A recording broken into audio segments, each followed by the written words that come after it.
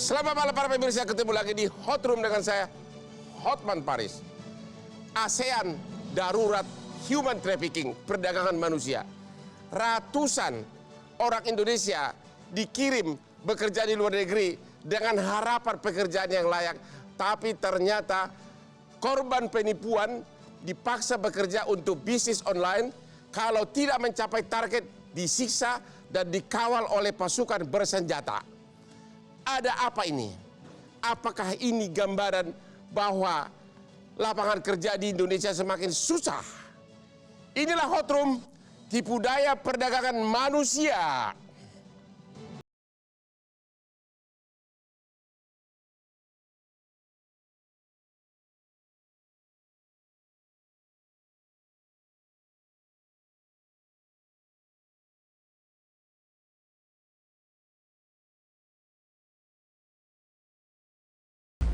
Assalamualaikum warahmatullahi wabarakatuh. Kami para WNI yang terjebak di Myanmar mohon bantuan kepada pemerintah Indonesia, kepada instansi terkait buat membantu pemulangan kami di sini.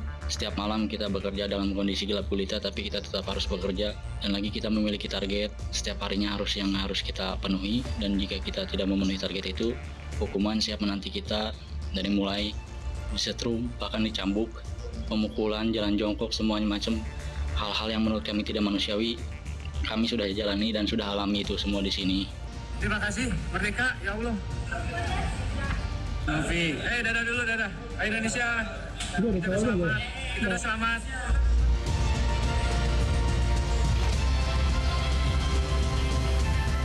Saya menghimbau kepada seluruh warga negara Indonesia, jangan tergiur dengan tawaran bekerja di luar negeri jika itu tidak jelas atau tidak legal, karena itu memiliki resiko yang saat ini. Jangan sampai ada korban seperti kami selanjutnya. Untuk itu berhati-hatilah ketika kalian mendapatkan tawaran bekerja, apalagi tawaran itu sangat menggiurkan dan sangat mudah prosesnya. Kami sekali lagi mengucapkan terima kasih banyak.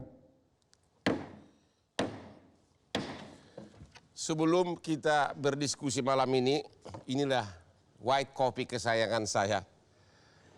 Buat saraf saya langsung segar, dan jangan coba-coba debat dengan saya kalau sudah minum kopi ini. Aduh, kopi ternikmat.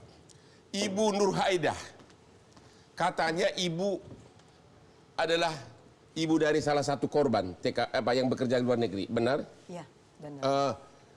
Anak ibu di mana? Di negara mana? Anak saya di Samai, di 20 orang WNI di Myanmar. Di Myanmar? Iya, di Miyawadi. Nama anak ibu, laki atau perempuan? Laki-laki, Panji Apriana. Pendidikannya apa? D3. Oh, D3. Di BSI. Terus gimana cara berangkatnya dari Indonesia? Mulanya gimana? Jadi ditawarin sama teman dekat rumah, kalau yang menyatakan Panji ini bisa nggak mau kerja di Thailand. Tapi setelah saya tanya, ini orangnya maksudnya ibu benar-benar kenal nggak? Kata dia kenal banget. Gitu. Ya, terus anak ibu bayar nggak untuk berangkat ke luar negeri? Kemarin ini nggak bayar, nggak dipunguti biaya, tapi setelah dia masuk kerja di Myanmar, itu langsung dipotong gajinya. Terus apa yang terjadi sesudah berangkat? Sesudah berangkat dia bilang katanya kan ke Thailand. Pas sampai di Thailand ternyata anak saya dibawa ke Myanmar, itu perbatasan dari Thailand tuh 12 jam lagi. Barulah di situ kelihatan. Terus apa yang terjadi di Myanmar? Ya dia di Myanmar itu dipekerjakan sebagai scammer ya. Penipuan. Penipuan. Iya. Dijanjikan kerja apa dulu? Bilangnya operator marketing. Operator marketing, Ya. oke. Apa yang dialami selama bekerja? Selama bekerja tuh yang mereka iming-imingkan sebelum berangkat itu gaji 12 juta. 12 juta? Ya. Kenyataannya berapa? Nggak dapat sama sekali gaji, kadang-kadang malah dapetnya penyiksaan. Oh begitu? Iya. Cara penyiksaannya apa yang dialami? Seperti kayak dari perusahaan tuh setiap bulan tuh harus mencapai target 17 ya Bang Hotman.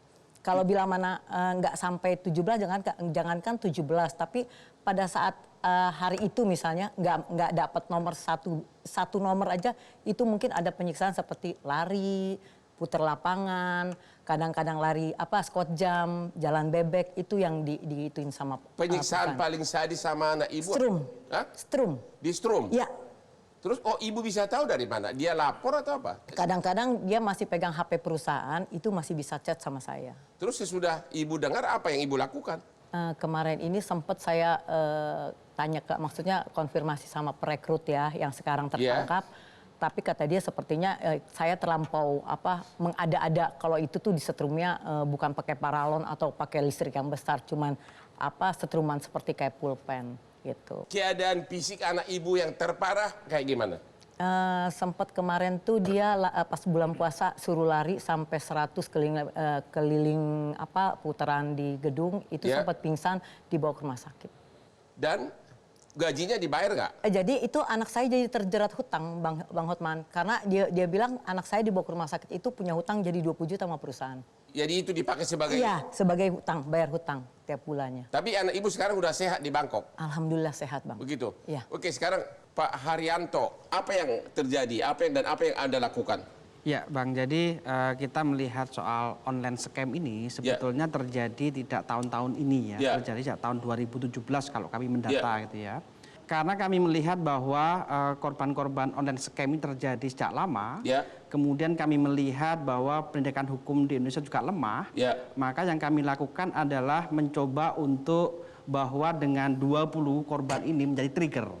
Kemudian kami mengupayakan pendekatan hukum dengan kepolisian. Sudah ada tersangka belum?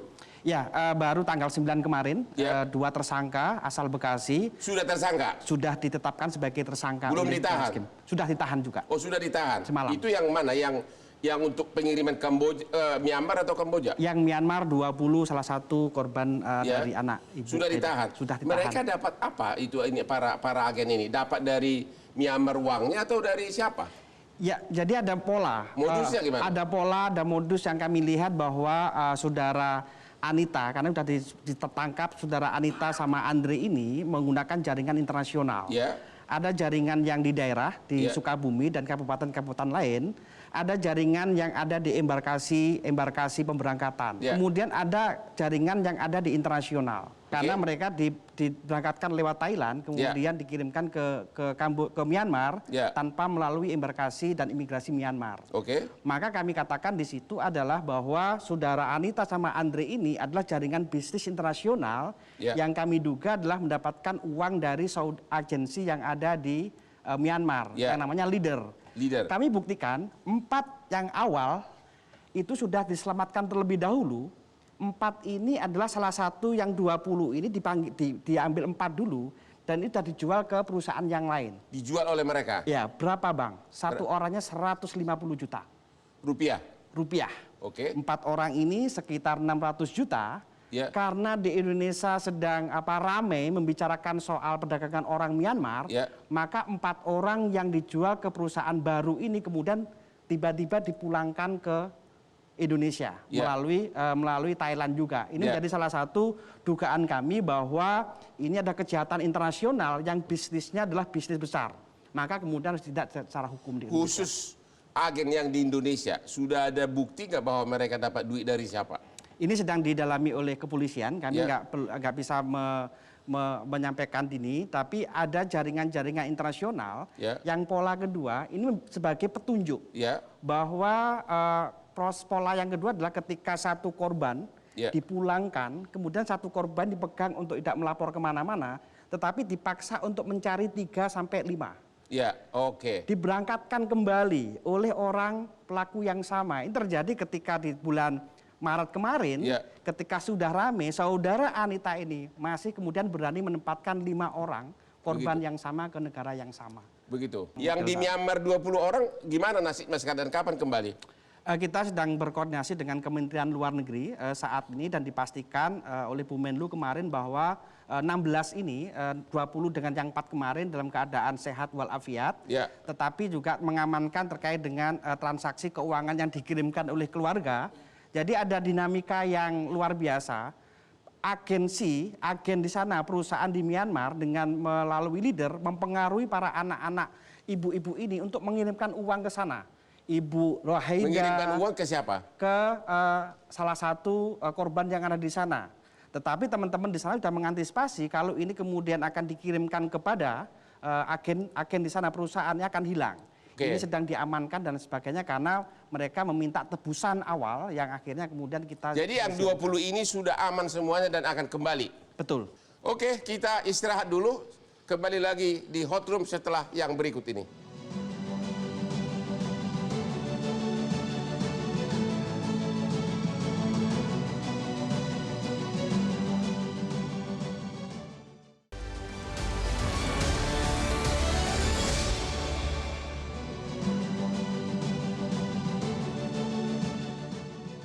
Ketemu lagi di Hot Room.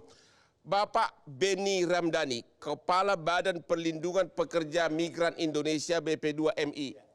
Kayaknya Bapak gagal nih melindungi pekerja Indonesia. Apa yang terjadi? Bang Hotman, kejahatan tindak pidana perdagangan orang ini melibatkan sindikat internasional. Ada sindikat di negara kita, ada sindikat di negara tujuan. Pelindungan kepada pekerja migran Indonesia selama mereka berada di luar negeri itu menjadi tanggung jawab sepenuhnya adalah perwakilan Republik Indonesia. Waktu berangkat dari sini? Dari sini sudah dipastikan mereka tidak berangkat secara resmi. Nah, kita punya Undang-Undang TPPO nomor 21 tahun 2007. Kita punya Perpres tentang gugus tugas pencegahan dan penanganan tindak pidana perdagangan orang nomor 22 tahun 2021. Ada 23 kementerian lembaga yang bertanggung jawab. BP2MI hanya menjadi bagian dari salah satu 23 kementerian lembaga. Nah, saya BP2MI bisa dilihat jejak digital itu yang paling ribut, yang paling keras melakukan kritik. Karena apa? Kritik siapa? Terhadap lembaga-lembaga yang ada di negara ini. Dan kita cukup berani menyampaikan itu. Kita sudah tahu modus operandinya. Kita sudah tahu mereka diberangkatkan dari mana, transit di mana, menuju luar negeri melalui pintu keluar mana, apa bandara, PLBN, kenapa Bapak ataupun tidak laporkan laut. polisi langsung? Kita sudah sampaikan. Kenapa tidak buat laporan polisi? Terakhir kita sudah sampaikan 5 bandar besar yang selalu menempatkan ke Batam. 5 bandar besar? 5 bandar besar. Namanya yang selalu menempatkan ke Batam. Namanya sudah kita kasih ke Pak Mahfud MD. Jadi kunci sebetulnya adalah penegakan hukum. Nah, kita punya gugus tugas, saya katakan kepada Pak Mahfud. Pak Mahfud, mohon maaf, gugus tugas ini mandul. Kuncinya adalah komitmen pada Merah Putih, komitmen pada Republik, komitmen kepada kenapa belum laporan polisi oleh langsung dari BP2MI langsung? Sudah banyak kasus yang kita sampaikan ke kepolisian, sudah ratusan. Yang khusus Myanmar ini, Kamboja, Filipina? Sudah otomatis, Pak Hotman. Karena kepulangan sudah otomatis mereka di BAP oleh kepolisian, berproses tentu. Dan saya bersyukur kemarin, kalau tidak salah ada 2 yang sudah ditetapkan oleh tersangka. Ada berapa lagi petualang di sana yang harusnya jadi tersangka? Ya, sudah pasti banyak lah. Kepolisian punya cara untuk mendeteksi, kemudian juga cara untuk melakukan pendalaman. Siapa yang diberangkatkan, oleh siapa, dan jaringannya sampai di mana. Pasti kepolisian punya cara untuk menurut temuan Bapak, ada berapa ratus lagi orang Indonesia sekarang korban ini penipuan ini? Nah, ini yang tidak boleh kita terkecoh. Kita fokus karena KTT ASEAN, kita bicara tentang TPPO di ASEAN. Sebetulnya tindak pidana perdagangan orang ke Timur Tengah ini juga jauh lebih banyak. Jangan terkecoh. Kenapa sindikat ini, Bang Hotman, sulit disentuh dan untouchable? Saya katakan di rapat gugus tugas, di depan semua kementerian lembaga, karena mereka dibackingi oknum-oknum yang memiliki atributif kekuasaan. Suara saya lebih keras dari LSM. Saya menunjuk hidup ada oknum TNI terlibat, ada oknum Polri terlibat, ada oknum kementerian lembaga terlibat, dan oknum di BP2MI, badan yang saya pimpin, terlibat. Dan saya melakukan pemecatan 8 bulan lalu kepada modusnya bagaimana? Mereka dapat duit dari mana? Pertama, ada 3 hal sebetulnya cara yang mereka lakukan, menggunakan teknologi, mereka merekrut melalui media sosial. Yang bayar mereka siapa? Kedua, melalui jaringan perkawanan, pertemanan, dan ketiga itu melalui jaringan keluarga. Timur Tengah itu mereka dibiayai oleh bandar. Bandar di mana? Kamboja ini bukan masalah baru. 3 tahun lalu di awal kepemimpinan saya menangkap 10 orang anak-anak muda berpendidikan, ada S1, D3. Ini aneh nih. Karena selama ini yang menjadi tertuduh korban TPPO itu seolah-olah yang berpendidikan rendah. Untuk Myanmar, Kamboja itu S1, D3. Nah, mereka itu dibekali 1 orang 100 juta dolar Singapura. Kita serahkan ke kepolisian, udah 3 tahun sampai hari ini nggak jalan juga kasusnya. Dan rata-rata untuk Myanmar mereka dibekali dengan uang, dan uang ini dipastikan dari bandar. Hampir sama dengan kasus-kasus ke Timur Tengah. Terus yang mereka alami di luar negeri apa? Yang paling parah apa? Kalau kasus Kamboja ini tidak seberat kasus ke Timur Tengah. Mereka yang diberangkatkan tidak resmi itu sudah dipastikan mengalami kekerasan fisik, kekerasan seksual, gaji yang tidak dibayar, eksploitasi jam kerja bisa sampai 20 jam. Kalau resmi itu hanya 8 jam. Kenapa? Karena tidak ada perjanjian kerja. Pemutusan hubungan kerja secara sepihak. Kemudian anak-anak bangsa di laut lepas mengalami kekerasan, meninggal, jenazahnya dilarungkan di tengah laut. Begitu. Makanya dari jumlah korban yang 3 tahun saya memimpin, Bung Hotman pasti kaget. Ya, 92.000 telah dideportasi dari luar negeri. 1.800 peti jenazah masuk ke tanah air kita. Berapa? 1.800 peti jenazah masuk ke tanah air kita. Kapan itu? Rata-rata selama 3 tahun terakhir. Rata-rata 2 peti jenazah kami tangani ya masuk lewat pintu udara, bandara maupun laut. Dan itu adalah sebuah korban Dan tenaga kerja. 90% mereka yang 92.000 dideportasi, 1.800 jenazah, 3.600 yang sakit, cacat secara fisik, kemudian depresi, hilang ingatan, mereka adalah korban perdagangan orang. Ini Ibu Irma tugasmu di mana nih? Rakyatmu sengsara begini. ASEAN udah gawat begini, sampai peti jenazah 1.800 dari luar negeri. Tugasmu sebagai wakil rakyat apa nih? Wah, tugas saya jelas. Ya. Regulasi menjadi tugas kami. Karena kami di DPR itu kan ada 3 fungsi. Pengawasan, budget, sama legislasi. Legislasinya beres, bagus. Pengawasannya? Pengawasannya juga dilakukan secara baik. Kata dia nggak jalan. Pengawasan yang mana? Yang dimaksud Dia udah ngadu kemana-mana. Yang Beni bilang tadi adalah gugus tugas. Ya kenapa Ibu nggak maaf, tunggu dulu. Mohon maaf, kepolisian kita nggak bisa, anggota DPR tuh langsung datang ke polisi, nggak bisa begitu. Abang kan pengacara. Ya panggil. Kami ini dapat laporan dan ada berita seperti ini, kami langsung tidak lanjuti. Saya orang yang paling concern dan tahu sendiri. Haryanto ini paling tahu dengan saya nih. Anies, ya, semua teman-teman PMI itu pasti paham benar apa yang saya lakukan. Bahkan Bang Horman harus tahu, bulan lalu saya menyelamatkan 4 PMI kita ke Malaysia dan saya datang langsung ke Malaysia pakai uang sendiri. Saya ambil dari tempat apa namanya pekerjanya dari mereka ditempatkan di wihara, tidak digaji, kemudian bekerja dari jam 5 pagi sampai jam 7 malam. Saya datang ke sana dan saya panggil yang namanya duta besar, saya paksa untuk bisa menjemput hari itu juga. Ternyata benar dugaan saya. Begitu duta besar bilang, Mbak Irma lusa aja lah biar kita koordinasi dulu dengan polisi Malaysia. Saya bilang saya nggak mau, nanti hilang orang ini. Nah saya langsung datang Bang ke Batu Pahat. Sampai di sana betul. Saya yang satu pinter bener ini mafianya pinter. Yang satu dikeluarin, diketemukan dengan saya, yang 3 dibawa lari. Saya kejar lagi. Dan alhamdulillah polisi Malaysia itu kebetulan mengenal saya karena sering lihat di TV. Dia bilang dia akan bantu. Kita paksa itu yang namanya tempat mereka disekap untuk mengembalikan lagi orang ini, kalau enggak dia masuk penjara. Akhirnya dikembalikan lagi Bang. Itu dilompatkan, orang itu diangkat, dilompatin ke yang namanya pagar yang tingginya 4 meter, bayangin aja. Itu ibu-ibu semua loh. Dan saya bawa pulang. Nah kemudian itu saya laporkan kepada Polda Lampung. Ya, sampai hari ini saya nggak ngerti. Itu kan sudah jelas tersangkanya. Tapi kok sampai hari ini orang itu juga belum masuk penjara, itu loh yang maksudnya tersangkanya agen dari Indonesia. Agen yang memberangkatkan itu, orang itu sudah jelas. Namanya jelas. Namanya jelas. Yang tidak bertindak Polda mana? Jelas, Lampung. Itu Polda Lampung. Saya sudah sampaikan kepada BP2MI Lampung.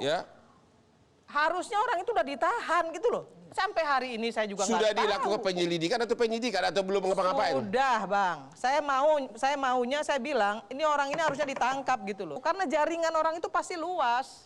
Terus sudah begitu banyak korban, kenapa Indonesia masih pada mau dibujuk, ditipu berangkat? Apa yang membuat itu? Saya ingin sampaikan. Terlalu parah pengangguran di sini Indonesia, pemerintah Indonesia nggak sanggup atau gimana? Saya ingin sampaikan begini Bang. Sebenarnya Bang, Myanmar, Filipina, kemudian Thailand itu bukan negara penempatan.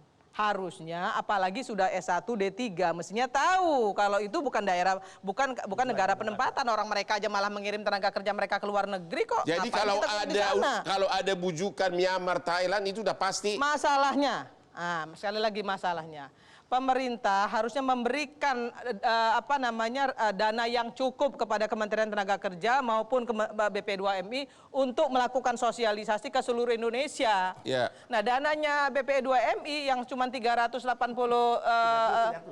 hanya 300 M per tahun, ya nggak mungkin 300 mencapai miliar per tahun.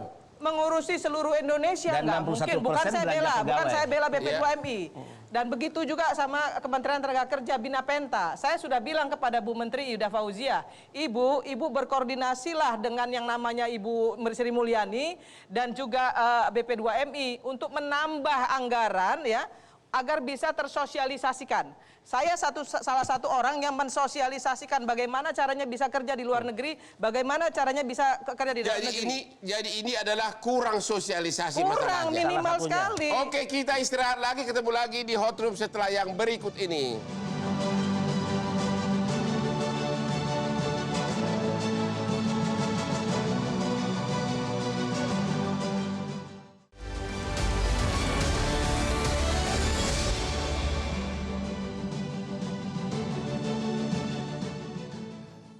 Diskusi makin hangat, kopi kesukaan Hotman tidak boleh dilupakan, white coffee. Nggak ada duanya. Oke, berikut ini kita lihat dulu grafis korban-korban human trafficking di Indonesia. Tahun 2019 ada 226 korban, 2020 422 korban, 2021 683 korban, 2022 401 korban. Sumber Kementerian Pemberdayaan Perempuan dan Perlindungan Anak. Ini datanya belum tentu akurat ini ya, bisa-bisa lebih dari sini ya. Menurut Ibu lebih dari sini? Lebih dari besar. Hah? Kalau mundur ke belakang, Bang Hotman jauh lebih besar. Jauh lebih besar. Data World Bank 2017, 9 juta orang Indonesia bekerja di luar negeri. Tapi data negara hanya 4,6 juta yang berangkat secara resmi. Asumsinya ada 4,4 juta anak Indonesia yang berangkat secara ilegal. Jadi korban itu masih jauh lebih banyak dari sini. Oke, kepada Ibu Anis Hidayah melalui Zoom, Komisioner Komnas HAM. Di mana perananmu sebagai Komnas HAM, rakyatmu sengsara begini? Komnas HAM ini kan bukan lembaga penegak hukum, kami adalah lembaga penegak hak asasi manusia. Sehingga ketika kami menerima laporan yang itu terbukti sebagai bentuk pelanggaran hak asasi manusia, maka Komnas HAM melakukan pemantauan untuk meminta keterangan para pihak, kemudian menyusun rekomendasi yang kami sampaikan kepada para pihak yang memiliki kewenangan gitu ya untuk melakukan peran dan kapasitasnya masing-masing. Jadi, dalam kasus TPPO scamming kami juga melakukan itu, Bang. Hanya menghimbau aja tugasnya gitu. Ya sesuai kewenangan Undang-Undang HAM kami menghasilkan rekomendasi itu yang kemudian kita dorong kepada pemerintah dan instansi terkait untuk mengambil langkah-langkah. Kalau mendengarkan dari tadi kasus-kasus TPPO scamming ini kan mereka mengalami eksploitasi yang luar biasa. Dan Bang Hotman, 2 tahun terakhir PMI yang menjadi korban TPPO scamming ini sekitar lebih dari 1.200 yang sudah dipulangkan di Indonesia. Pertanyaannya adalah sebagian di antara mereka, sebagian besar bahkan itu ketika pulang kan sudah di BAP oleh kepolisian. Kemudian sebagian juga sudah ada yang ditetapkan sebagai tersangka. Problemnya kan ini proses hukumnya memang belum berjalan dengan baik. Tadi Pak Benny sama Bu Irma juga sudah mengatakan gitu ya, sehingga salah satu faktor yang paling krusial bagaimana mendorong kasus ini diberantas adalah tentu satu memastikan penegakan hukum berjalan dengan baik. Yaitu siapa? Tidak hanya kepolisian, tidak hanya calo-calo tadi Bang, tetapi juga aktor intelektualnya gitu. Karena ini kan jaringannya kan di mana-mana gitu. Makanya kan ini proses hukum sedang berjalan, makanya kita semua saya kira berkepentingan untuk mengawal agar proses hukum ini memberikan keadilan bagi para korban dan menjerat para pelaku. Jangan sampai kemudian nanti yang digunakan atau vonis yang dijatuhkan itu vonis yang ringan gitu ya. Karena dalam banyak kasus TPPO, meskipun undang-undangnya ini adalah memberikan pidana yang berat, tetapi seringkali vonis di pengadilan ini juga ringan gitu kepada para pelaku TPPO. Pak Robi Nur Hadi, ini terkait dengan KTT ASEAN dan kerjasama ASEAN. Ini bagaimana keterlibatan pemerintah di sini untuk melindungi para pekerja ini? Dengan ada kasus ini, sesungguhnya menunjukkan bahwa ASEAN tidak hadir. ASEAN tidak hadir? ASEAN tidak hadir. Maksudnya kenapa? Karena dalam kesepakatan ya ASEAN Consensus itu tentang protection and promotion of right of migrant worker atau pelindungan terhadap profesi migran, itu kan dijelaskan bagaimana tugas dari negara pengirim atau negara di mana orang itu berasal. Artinya harusnya pemerintah setempat begitu ada pengaduan bertindak begitu? Oleh karena itu saya tidak setuju Bang. Kalau misalnya masalah ini dikambing hitamkan soal sosialisasi. Jadi bukan sosialisasi yang salah? Karena ini bagian dari sebenarnya poin yang harusnya dilakukan oleh negara di mana pekerja itu ada. Yang kedua, pada saat yang sama, negara penerima juga punya kewajiban untuk melakukan minimal ya, melakukan pemantauan terhadap pekerja-pekerja yang ada di perusahaan negara itu, atau mana saja yang mereka dipastikan menerima hak-haknya. Tapi kan Myanmar lindungi rakyatnya aja nggak mampu, bagaimana lindungi orang lain? Sebentar gitu. Bang, gini. Coba gimana? Saya mau kasih tahu beliau. Ya. Beliau pasti tidak paham soal. Jangan gitu dong, Mas. Dia itu ahli hubungan internasional. Boleh Dia ahli, paham. boleh ahli, tapi faktanya kan kami nih ya, saya, Haryanto, Pak Beni ini terjun langsung. Kalau kita bicara administrasi, kemudian bicara apa namanya, pendapat ahli itu memang seperti itu. Katanya tapi negara ASEAN tidak melindungi warga asing. Saya mau kasih tahu, sosialisasi itu penting. Ya. Saya sebagai anggota DPR Komisi 9 yang mitranya tenaga kerja itu melakukan sosialisasi ke daerah, kami tanya sama mereka, tahu nggak? Tapi Bu Irma sebentar, tahu nggak bagaimana caranya keluar negeri? Mereka nggak tahu. Tahu nggak caranya kalau mau kerja di dalam negeri seperti apa? Kemana harus? Mereka juga nggak tahu. Itu tanggung jawab pemerintah dan pemerintah harus hadir melalui sosialisasi. Itu gimana itu Pak? Justru itu kemudian itu bagian dari perlindungan. Coba dengarkan dulu begini. Itu bagian dari perlindungan. Jadi para pemimpin negara ini itu bersepakat, sudah taken. Ya. Itu kan harusnya dikerjain oleh aparatur negara. Ya. Nah, ini kan cerita hari ini adalah semua berkilah, semua berpendapat, semua bahwa saya sudah bekerja dan saya kurang ini. Ibu sudah bekerja dan kami begini. Komnas HAM juga sama, kami sudah berikan rekomendasi. Masyarakat menilainya apa hasilnya? Menurut Bapak tidak ada hasil? Cerita ini menjelaskan bahwa negara kemudian perlu lebih hadir. Atau perlu kemudian memastikan bahwa mereka bisa lebih hadir. Jadi yang salah Karena siapa? kalau hadir sebenarnya yang salah tidak terjadi siapa? seperti ini. Yang salah siapa? Pemerintah? Negara harus introspeksi. Yaitu? ASEAN harus ini bagian dari negara nih semuanya. Saya kira iya. Saya salah sebentar, Bang. Saya salah sebentar. TPPO ini penyelesaian dari hulu ke hilir. Sebuah ekosistem kejahatan tindak Tapi kan anggaran Bapak 300 miliar, masa nggak mampu berbuat? Kita nggak akan menyerah dengan anggaran yang kecil. Itu 300 miliar kecil. Ada 4 langkah yang harus dilakukan negara. Satu, sosialisasi yang masif. Bagaimana negara mengedukasi orang tahu persis berangkat resmi dan keuntungannya apa, dan jika tidak berangkat resmi resikonya apa. Kedua, diseminasi ya secara aktif. Ketiga, pencegahan yang progresif. Dan keempat, Bang Hotman, ini yang kita kritisi, penegakan hukum yang revolutif. Ini yang penting dan ini yang lemah hingga hari ini. Bang, minta maaf begini, misalnya tanya, ibu putranya tahu nggak pada saat mereka berangkat bahwa ada hak-hak yang harusnya mereka sudah tahu. Saya yakin tidak tahu. Berarti salah sosialisasi dong. Sosialisasi negara. Bang Robi keliru. Mereka berangkat tidak resmi, Bang. Kalau yang resmi itu dilindungi 3 dimensi. Perlindungan sebelum bekerja, selama bekerja, setelah bekerja, pelindungan ekonomi, sosial dan hukum. Nah, kalau mereka berangkat tidak resmi, gimana mereka negara mau melindungi? Saya akan mencoba kecuali untuk setelah ada memberikan masalah. Fakta-fakta di lapangan soal konteks pengawasan sama sosialisasi.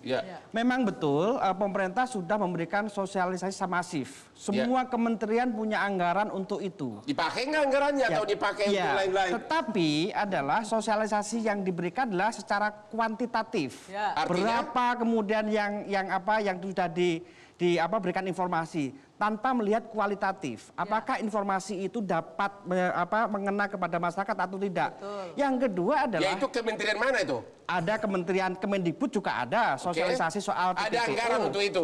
Semua kementerian BP2I juga ada. Tapi nggak dipakai secara Kemudian efektif. DPR juga ada anggaran DPR untuk juga bicara ada. itu, ya kan? Terus? Fakta yang kedua adalah dalam konteks penegakan hukum implementasi Undang-Undang 18 tahun 2017 bahwa pengawasan juga tidak hanya diserahkan kepada pemerintah pusat, tetapi di pasal 40 juga diberikan kepada pemerintah daerah. Yaitu provinsi. Semua ada anggarannya. Ada diperintahkan pasal 42 adalah diserahkan kepada desa. Artinya ini hanya melihat secara kuantitatif, tidak diukur kualitatif. Kepala desa nggak pernah ke luar negeri, gimana bisa sosialisasi? Pada poinnya sebenarnya tanya kepada putranya, apakah putranya tahu tentang sosialisasi ini? Gimana, saya yakin tidak. Iya, anak saya nggak mengetahui. Ini bukti sebenarnya. Justru itu saya bilang tadi, karena tidak tersosialisasikan dengan baik, makanya anak beliau nggak ngerti. Berarti benar dong sosialisasi kurang. Iya. Ini menjelaskan sebenarnya kita mesti mengkoreksi apa yang ditandatangani oleh para presiden itu terkait dengan apa yang kemudian menjadi. Jadi intinya anggarannya ada begitu banyak lembaga yang ada anggaran tapi tidak dipakai untuk sosialisasi. Salah satu. Kita istirahat lagi, ketemu lagi setelah yang berikut ini.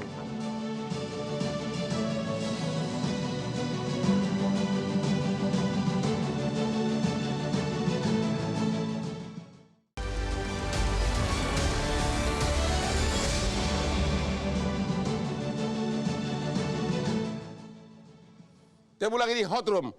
Kita akan melihat grafis berikut ini ciri-ciri lowongan kerja fiktif ke luar negeri. Tipu daya. Ya. Nama dan alamat perusahaan tidak jelas. Syarat pendaftaran kerja ringan. Memungut biaya pendaftaran. Hah, bukannya gratis? Ada yang gratis, Bang. Meminta data pribadi secara langsung. Menawarkan gaji fantastik. Perusahaan berjanji menanggung biaya keberangkatan. Proses bekerja menggunakan visa kunjungan. Oh, visa kunjungan. Yes, modusnya ini. Modusnya ya, harusnya visa apa? Harusnya visa kerja. Jadi begitu ada dikasih visa kunjungan, pasti dia ilegal. Hati-hati. Ya. Kemudian kontrak kerja tidak jelas dari awal keberangkatan. Betul. Tapi bagaimana bisa tahu orang daerah mana tahu apa itu visa? Itu masalahnya sosialisasi. Jadi apa yang harus dilakukan dan siapa yang bertanggung jawab, Bu, untuk mencegah ini semua? Tentu negara, Bang Hotman. Ya itu siapa? Negara melulu dari tadi. Iya kan saya bilang Kementerian Tenaga Kerja. Ya. Beni sebagai kepala BPP. Masuk Ibu Beni juga gagal. Beni juga bukan gagal, harus anggarannya 300 miliar. Tunggu dulu, makanya saya bilang. Tapi kan Beni nggak boleh berhenti di situ dan Beni tadi mengatakan tidak berhenti sampai di situ. Ya. Nah, kemudian yang namanya masyarakat, Pemda daerah juga harus bertanggung jawab. Ini kan karena otonomi daerah, ya kan? BP2MI maupun Kemenaker tangannya nggak sampai bawah. Jadi begitu mereka punya program di atas, yang bawah ini nggak mau menjalankan, Bang Hotman, nggak jalanin karena mereka BP2MI hanya di Jakarta, Bang Hotman. Karena itu punya pusat. Gua nggak, ya pokoknya kalau ada orang datang saya kasih tahu, kalau orang nggak datang saya nggak jelasin. Apa gitu nih, Pak Beni? Apa? Kita ini ada yang harus melindungi nih. Kita ini sudah punya strong regulated. Ya. Tadi undang-undang TPPO, Perpres mengikat 23 kementerian lembaga. Ini mandul, nggak jalan. Mandul kenapa? Kalau ditanya kepada BP2MI, Bang Hotman, 3 tahun terakhir penanganan dengan jumlah dan statistik tadi, saya melakukan penggerebegan BP2MI ini tanpa polisi, tanpa tentara, 46 kali penggerebegan, 26 kali saya pimpin langsung, 8.000 anak bangsa kita selamatkan. Itu modal nekat loh. Persoalannya tanpa kewenangan. Ya, itu persoalannya ketika ini didorong menjadi masalah hukum, mandek. Ada masalah kesepahaman tadi. Kepolisian menganggap TPPO di satu daerah, kejaksaan enggak. Di daerah lain, kepolisian tidak menganggap TPPO, kejaksaan lain. Kemudian yang dipenjara diponis itu baru ikan teri. Padahal nama-nama bandar besar sudah kita dorong ke kepolisian. Yang Anda sudah laporkan tapi tidak ditanggapi di Polda mana? Hampir seluruh Polda, walaupun ada yang sudah berproses bahkan ponis tapi baru memenjarakan ikan teri. Padahal bandar mastermind-nya itu tidak pernah disentuh hingga hari ini. Nah, kita berharap dengan kasus KTT ASEAN, Presiden memiliki sikap tegas, ini menjadi perhatian penuh penegak hukum dan ini menjadi trigger untuk kita masuk dan menangkap Anda akan lebih berani lagi walaupun tidak punya kewenangan. Ya, nggak ada alasan ya. Tidak ada Pak alasan. Hotman, Republik ini tidak diproklamirkan untuk kita makan siang, minum kopi satu meja dengan para penjahat. Enggak. Ibu Anies.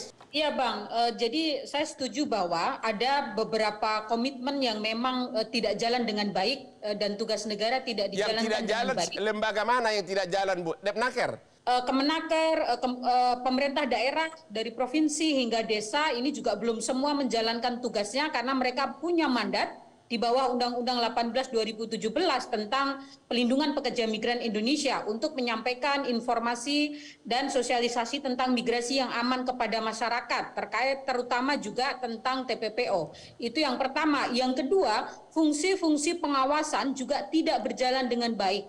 Fungsi pengawasan ini ada di Kementerian Ketenagakerjaan juga dari pusat sampai provinsi. Jadi mestinya kalau ada pekerja migran yang diberangkatkan tidak resmi, ini mestinya diketahui di titik-titik mana. Sudah diketahui apakah pergerakan mulai dari desanya gitu ya, apakah ketika di bandara diketahui gitu ya, atau di titik tengah sebelum sampai sana, ini kan kalau pengawasannya berjalan, ini bisa diantisipasi mestinya korban-korban untuk dilindungi sebelum mereka berangkat ke luar negeri, termasuk siapa yang memalsukan identitas, siapa yang melakukan peran-peran rekrutmen secara ilegal, ini kan mestinya tahu dari bawah gitu, karena Jadi mereka yang berangkat sekali dari lagi, bawah. menurut Ibu yang gagal itu Kemenaker. Salah satunya. Yang lain BP2MI. Gagal Iya, juga atau enggak? BP2MI juga tidak gagal seluruhnya, tetapi dalam fungsi-fungsi sosialisasi mestinya juga bisa lebih dioptimalkan gitu ya. DPR kurang bersuara. DPR, Bu Irma, Komisi 9 mungkin lebih diperbanyak bagaimana turun ke bawah begitu ya, menserap aspirasi ke daerah-daerah basis pekerja migran, bagaimana memastikan sosialisasi tadi yang kita diskusikan banyak tadi dijalankan dengan baik atau tidak gitu, karena fungsi-fungsi pengawasan kan juga melekat di DPR gitu kepada eksekutif. Terima kasih Bu. Pak Robi, semua mengatakan masalahnya adalah di sosialisasi dan pengawasan yang kurang. Anda mengatakan bukan. Kenapa Anda berbeda? Ini kan saling lempar tanggung jawab. Siapa dan siapa? Di antara ini. Enggak dong. Di antara institusi. Nah ini sebenarnya menunjukkan Anda nggak boleh bilang menunjukkan bahwa sebenarnya masyarakat belum melihat kehadiran. Kalau ada kehadiran seperti ini sesungguhnya mereka itu tidak akan mengalami seperti ini. Jadi tersosialisasikan yang tidak hadir siapa?